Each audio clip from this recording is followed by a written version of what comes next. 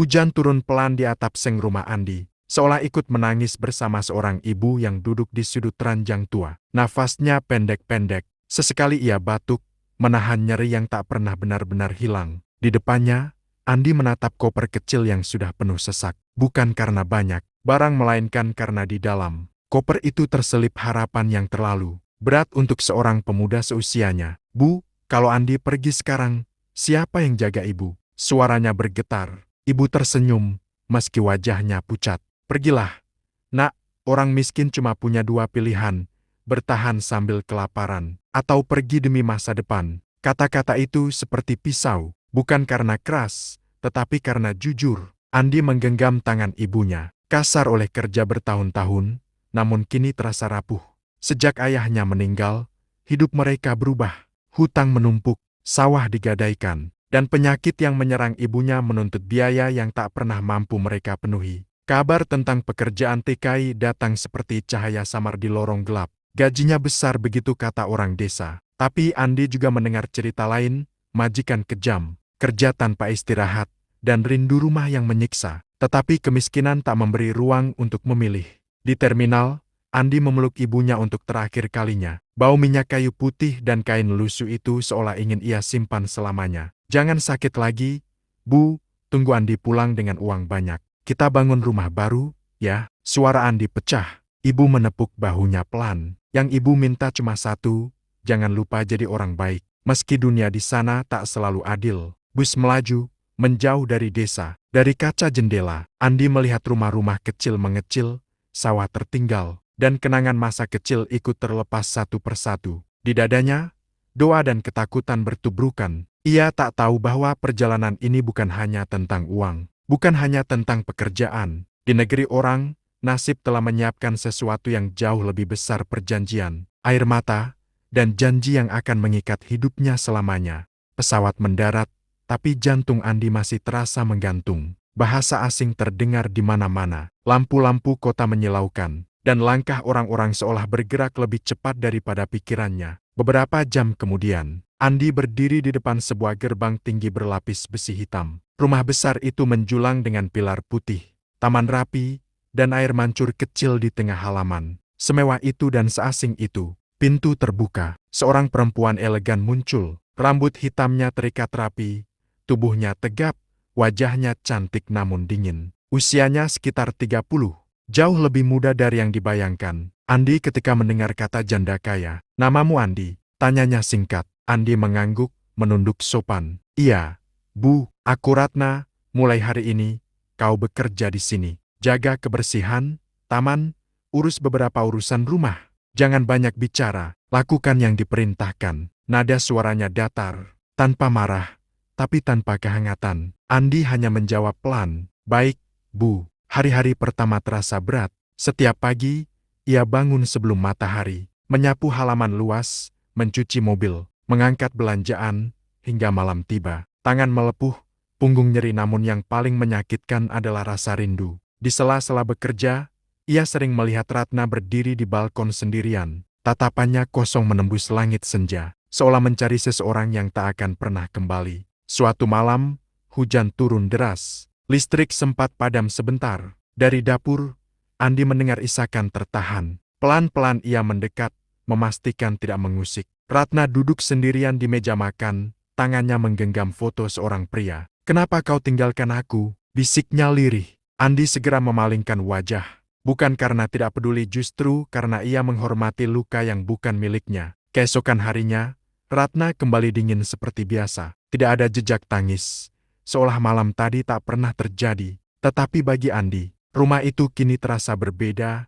Kemewahan tidak menutupi kehampaan, hanya menyembunyikannya lebih dalam. Malam itu, Andi menulis surat pendek untuk ibunya. "Bu, di sini rumahnya besar, tapi tidak ada tawa." Kadang Andi merasa, orang kaya pun bisa lebih sepi daripada orang miskin. Ia melipat surat itu, menyimpannya menunggu waktu untuk dikirim. Di suatu titik, Andi mulai menyadari, di balik tembok tinggi dan lampu kristal, ada hati yang retak dan tak ada seorang pun yang berani menyentuhnya. Dan tanpa ia sadari, takdir pelan-pelan sedang menariknya semakin dekat ke pusat badai itu.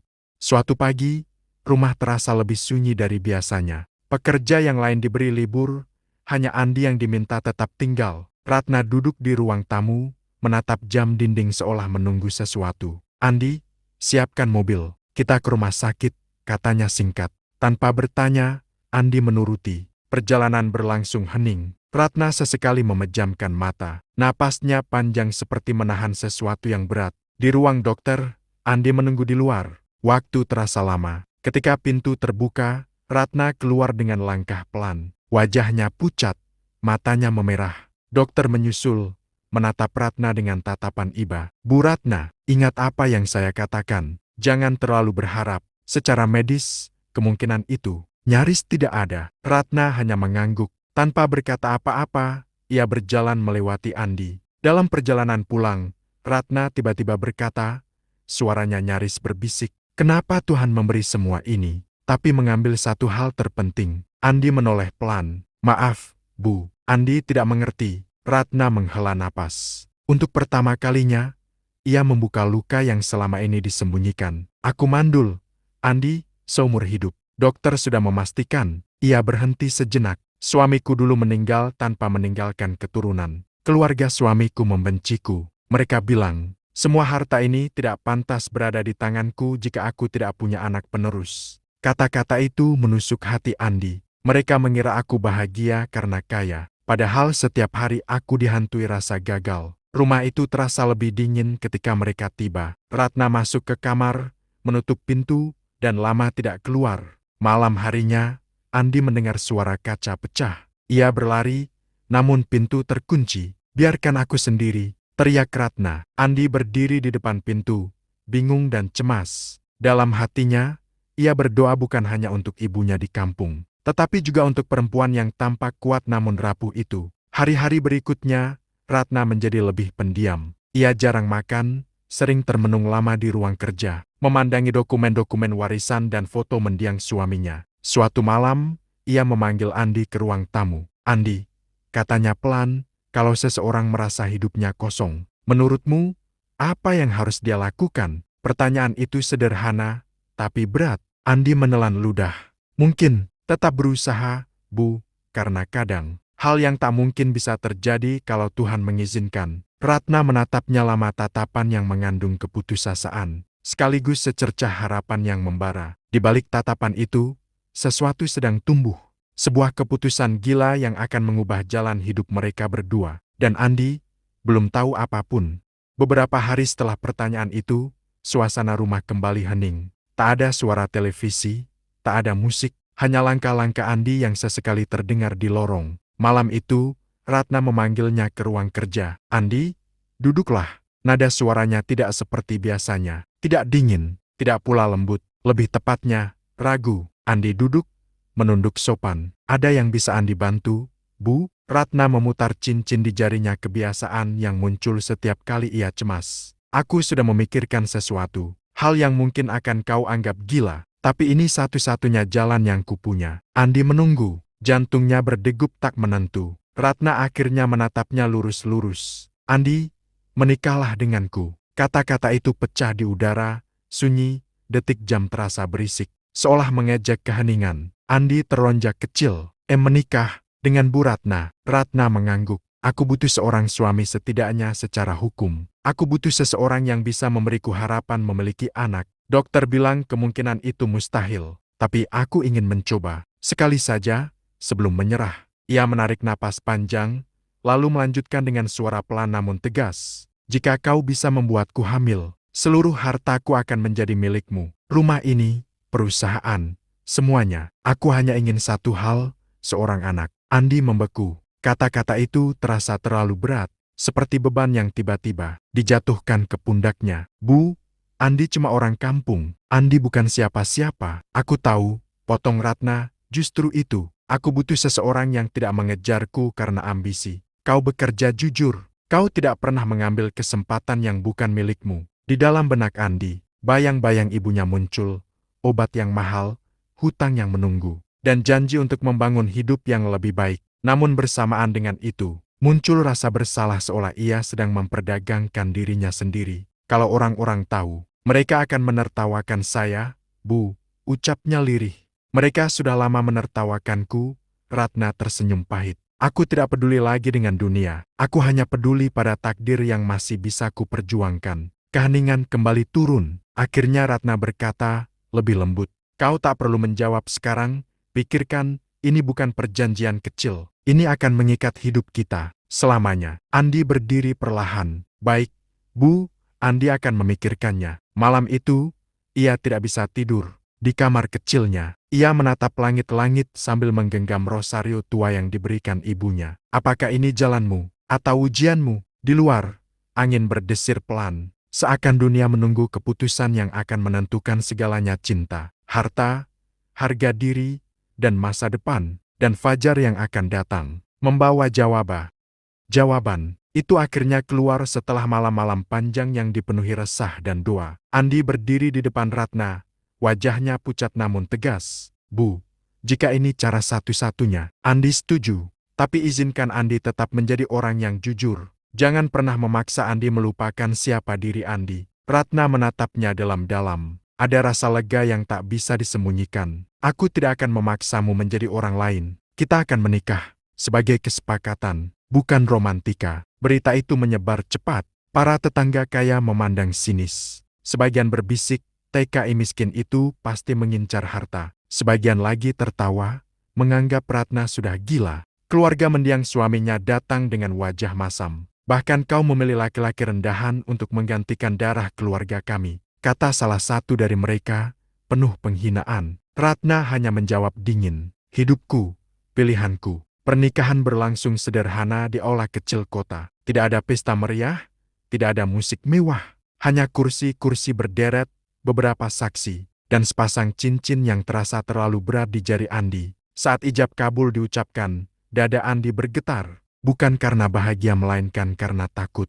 Takut kehilangan harga diri. Takut menjadi bahan omongan. Takut mempermainkan kesucian pernikahan demi tujuan yang samar. Malam pertama setelah itu, mereka masuk ke rumah yang sama namun berada di dua dunia yang berbeda. Ratna duduk di tepi ranjang, memandangi cincin di jarinya. Mulai hari ini, kita suami istri, katanya pelan. Tapi kita tetap orang asing yang terikat satu tujuan. Andi mengangguk. Yang penting, kita tetap saling menghormati. Hari-hari setelah pernikahan tidak seindah cerita. Gosip di luar semakin keras. Para pekerja rumah menatap Andi dengan heran, beberapa dengan sinis, beberapa dengan iba. Malam-malam mereka dipenuhi kebisuan. Tidak ada rayuan, tidak ada janji manis. Hanya kesepakatan yang menggantung seperti bayang-bayang di dinding. Namun di tengah semua itu, Andi mulai melihat sesuatu. Ratna bukan hanya seorang janda kaya yang keras. Ia hanyalah seorang perempuan yang ketakutan, takut dilupakan, takut dianggap gagal,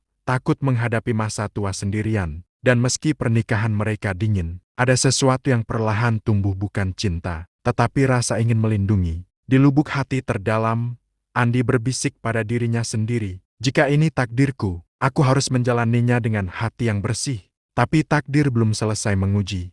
Bulan-bulan berlalu tanpa kabar bahagia. Setiap jadwal kontrol, dokter hanya menggeleng pelan. Secara medis, peluangnya tetap sangat kecil, katanya dengan nada hati-hati. Ratna menunduk. Andi menegakkan bahu mencoba terlihat tegar meski dadanya retak. Di rumah, tekanan datang dari segala arah. Keluarga mendiang suami Ratna kembali berkunjung. Kau lihat, bahkan pria kampung itu tidak bisa menolongmu, sindir mereka. Kami akan menuntut hak waris. Rumah dan perusahaan ini seharusnya milik keluarga. Ratna menahan air mata setelah mereka pergi. Apa aku memang terlahir untuk gagal? Andi menggeleng. Tidak ada yang gagal selama masih berusaha, Bu. Maaf Ratna. Mereka mulai mencoba berbagai cara, pola makan sehat, terapi, obat-obatan herbal yang direkomendasikan orang-orang, hingga doa-doa panjang di malam hari. Namun setiap kali hasil tes datang, harapan kembali runtuh.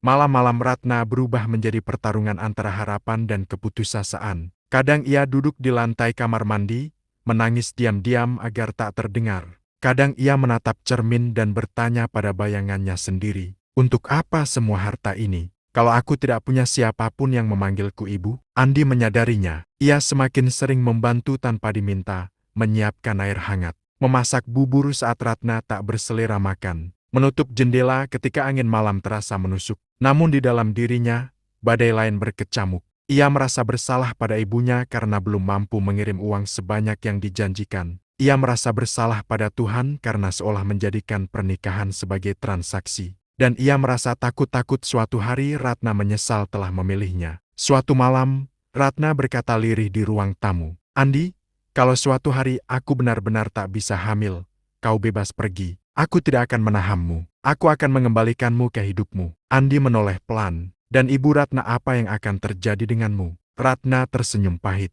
"Aku sudah terbiasa kehilangan." Jawaban itu menusuk lebih dalam daripada penghinaan siapapun. Malam itu, Andi pergi ke musola kecil di sudut halaman. Ia sujud lama, lebih lama dari biasanya. Air mata jatuh tanpa suara. "Tuhan, aku tidak meminta harta. Aku tidak meminta kehormatan. Aku hanya memohon satu hal, jangan biarkan perempuan itu hancur. Jika Engkau mengizinkan keajaiban, berikanlah padanya. Dan jika Engkau menolak, berikan kami kekuatan untuk menerimanya." Di atas langit yang hitam, dunia tetap sunyi. Tidak ada tanda, tidak ada keajaiban. Namun di keheningan itu, takdir pelan-pelan sedang bergerak diam. Tak terlihat menuju jawaban yang tidak pernah mereka bayangkan. Karena justru ketika manusia merasa paling lelah, sesuatu sering kali mulai berubah.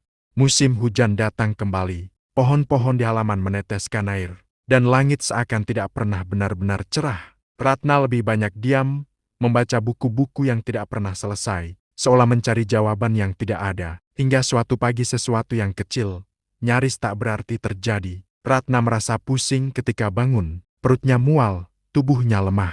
Awalnya ia mengira masuk angin. Ia memaksa bekerja seperti biasa, menandatangani berkas-berkas perusahaan, berbicara dengan telepon yang tak henti berdering. Namun mual itu tidak pergi. 2 hari, 3 hari, tubuhnya semakin lemah.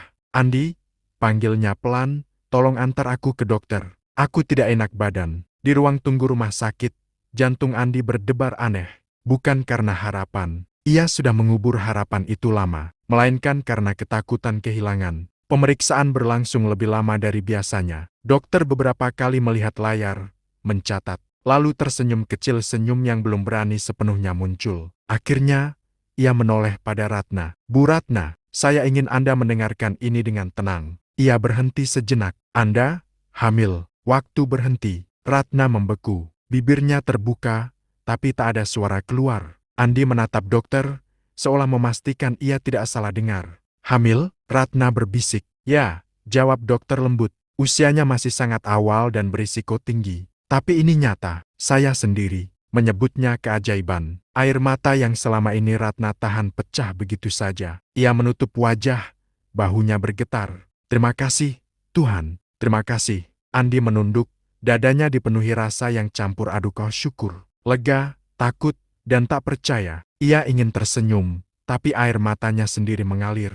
Dalam perjalanan pulang, mereka tidak banyak bicara. Dunia di luar jendela terasa berbeda, pohon, bangunan, bahkan jalanan macet semua tampak seperti membawa sinar baru. Sesampainya di rumah, Ratna memeluk Andi untuk pertama kalinya. "Terima kasih, kau telah bertahan, kau tidak meninggalkanku." Andi terdiam. "Ini bukan karena aku, Ratna, ini karena Tuhan mengizinkan." Namun di malam hari, ketika ia sendirian, ketakutan lain muncul. Jika semua harta akan diberikan padanya, apakah orang-orang akan menuduhnya memanfaatkan Ratna? Apakah cinta bisa tumbuh dari perjanjian? Dan, apakah ia siap menjadi ayah? Sementara itu, kabar kehamilan tersebar pelan. Orang-orang yang dulu mencibir kini terdiam.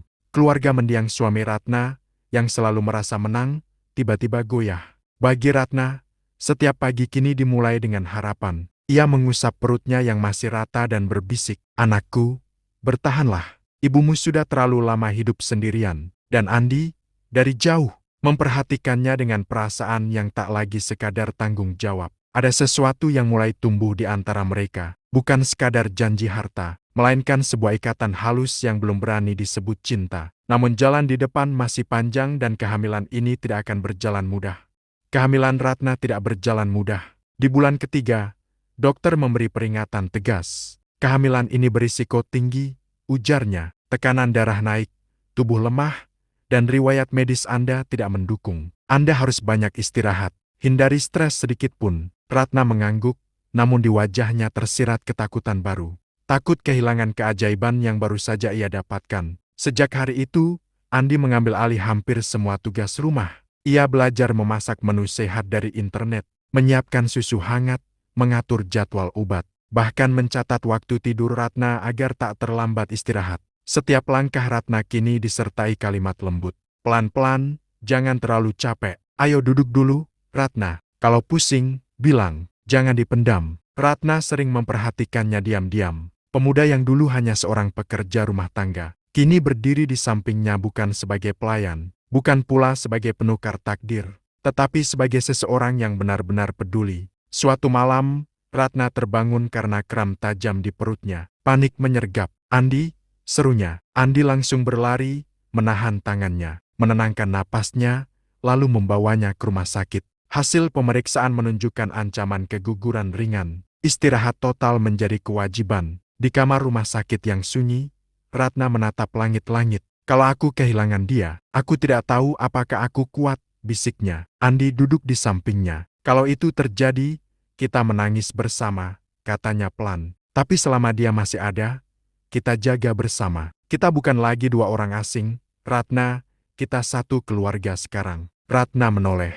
Ada kehangatan yang belum pernah ia rasakan sebelumnya, bukan dari janji harta, bukan dari status, melainkan dari ketulusan sederhana. Hari-hari berikutnya berubah. Mereka makan bersama. Mereka berbicara bukan soal bisnis atau kewajiban, tetapi soal masa lalu, masa kecil, ketakutan, dan mimpi. Ratna bercerita tentang malam-malam sepi setelah suaminya meninggal. Andi bercerita tentang sawah, hujan di desa, dan ibunya yang selalu berdoa. Perlahan, jarak di antara mereka mencair. Pada suatu sore, saat senja memerah, Ratna berkata pelan, "Dulu kupikir aku menikah denganmu hanya karena terpaksa. Tapi sekarang, aku bersyukur kau ada di sini." Andi menunduk, menahan perasaan yang belum berani ia beri nama. "Aku tidak sempurna, Ratna. Aku hanya bisa berusaha sebaik yang aku tahu." Ratna tersenyum. Kadang, usaha yang tulus lebih berharga daripada harta sebesar apapun. Namun bukan berarti badai berhenti. Keluarga mendiang suami Ratna kembali datang, lebih agresif. "Meskipun dia hamil, kami akan menuntut pengadilan. Anak itu tidak layak mewarisi semuanya." Ratna menggenggam tangan Andi erat untuk pertama kalinya, bukan karena takut, tetapi karena percaya. "Kita hadapi bersama," kata Andi. Dan malamnya, saat ia menutup jendela dan mematikan lampu, Andi berdoa diam-diam. "Tuhan, jika Engkau mengizinkan, biarkan perasaan ini tumbuh menjadi sesuatu yang suci, bukan karena perjanjian, tapi karena kasih yang Engkau berkati." Di ruang lain, Ratna mengusap perutnya yang mulai membuncit. Ia tidak lagi merasa sendirian. Di antara kesakitan, ancaman, dan kecemasan, pelan-pelan lahir sesuatu yang lembut. Sebuah cinta yang tidak datang tiba-tiba, melainkan tumbuh dari kesabaran, doa, dan pengorbanan. Namun kisah mereka belum selesai. Masih ada satu ujian terakhir. Ujian yang akan menentukan apakah mereka benar-benar pantas meraih kebahagiaan itu. Bulan ke-9 datang dengan campuran harap dan takut. Rumah terasa berbeda. Tidak lagi dingin, setiap sudutnya penuh persiapan. Boks bayi, baju kecil-kecil, dan doa yang tak pernah berhenti. Namun tubuh Ratna semakin lemah. Suatu malam, rasa sakit datang tiba-tiba lebih kuat dari sebelumnya. Ratna menggenggam perutnya, napasnya terputus-putus. "Andi, sakit sekali." Andi langsung menghubungi rumah sakit, lalu mengangkat Ratna dengan hati-hati. Hujan deras mengguyur jalan, wiper mobil bekerja keras, dan jarak yang biasanya terasa dekat kini seolah tak ada ujungnya. Di ruang operasi, lampu menyala terang. Dokter berkata pelan namun tegas, "Persalinannya berisiko. Kami akan berusaha yang terbaik, tapi bersiaplah untuk kemungkinan terburuk." Kata-kata itu menghantam dada Andi. Ia menunggu di lorong sendiri. Tangannya terlipat, kepalanya menunduk. Untuk pertama kalinya, ia tidak berdoa tentang harta, masa depan, atau dirinya sendiri. "Tuhan, jangan ambil keduanya. Jika harus memilih, ambil semuanya dariku asal mereka selamat." Waktu berjalan lambat. Teriakan tertahan terdengar dari dalam. Suara alat medis berbunyi. Jantung Andi berdetak tak karuan. Hingga tiba-tiba tangisan kecil pecah di udara. Seorang perawat keluar. Matanya tersenyum. Anak laki-laki. Bayinya selamat. Andi menutup wajah. Air matanya mengalir deras. Tak lama kemudian, dokter keluar. "Istrimu juga selamat. Kami berhasil menstabilkan kondisinya. Tapi ia perlu istirahat total beberapa hari." Dunia seketika terasa lebih luas, lebih terang, lebih hidup. Di kamar pemulihan, Ratna memeluk bayinya dengan tangan gemetar. "Lihat, Andi," dia menangis seperti menuntut dunia. "Memberi ruang untuknya," katanya sambil tertawa kecil. Andi menatap mereka. Hati yang dulu berat kini dipenuhi kehangatan yang sulit dijelaskan. Beberapa hari kemudian, pengacara keluarga datang membawa berkas-berkas warisan. Ratna, dengan suara mantap, membuat keputusan yang mengejutkan semua orang. "Setengah dari harta ini akan kuhibahkan untuk yayasan anak yatim. Sebagian lagi untuk masa depan anakku. Dan Andi, kau tetap menjadi suamiku bukan karena perjanjian, tapi karena pilihan." Andi tertegun. "Tapi, janji kita dulu." Ratna menggeleng lembut. "Jika kau menerima semua harta itu, orang akan berkata kau menikahiku demi uang. Dan lebih buruk lagi, aku akan merasa mencintaimu karena hutang budi. Padahal," ia menatapnya jujur, tenang, "padahal aku mencintaimu karena kesederhanaanmu, karena ketulusanmu." Andi menelan haru yang menyesak. "Kalau begitu, izinkan aku memberikan sesuatu juga," katanya. "Mulai hari ini, aku bukan lagi TKI yang kebetulan tinggal di rumah mewah. Aku adalah suami yang ingin membangun keluarga, bekerja, berjuang, dan membesarkan anak kita dengan jujur." Ratna mengangguk. Air matanya jatuh bukan karena sedih, tapi karena lega. Keluarga mendiang suaminya tak lagi punya alasan menggugat. Anak itu sah dan warisan telah diatur dengan adil. Waktu berlalu. Pada suatu sore, di halaman rumah, Andi menggendong anak kecil yang tertawa ceria. Ratna duduk di kursi taman, memandangi keduanya dengan senyum hangat. Tak ada lagi kesepian di balkon. Tak ada lagi lorong dingin tanpa suara. Rumah itu kini penuh kehidupan bukan karena harta, melainkan karena cinta yang lahir dari kesabaran, air mata, dan keberanian memilih. Andi menatap langit senja, berbisik dalam hati. "Kadang, Tuhan membawa kita ke jalan yang tampak salah, hanya untuk menuntun kita ke tempat yang benar." Dan di antara tawa anak kecil itu, kisah sedih yang panjang akhirnya menemukan rumahnya. Sebuah akhir yang sederhana, namun sungguh bahagia.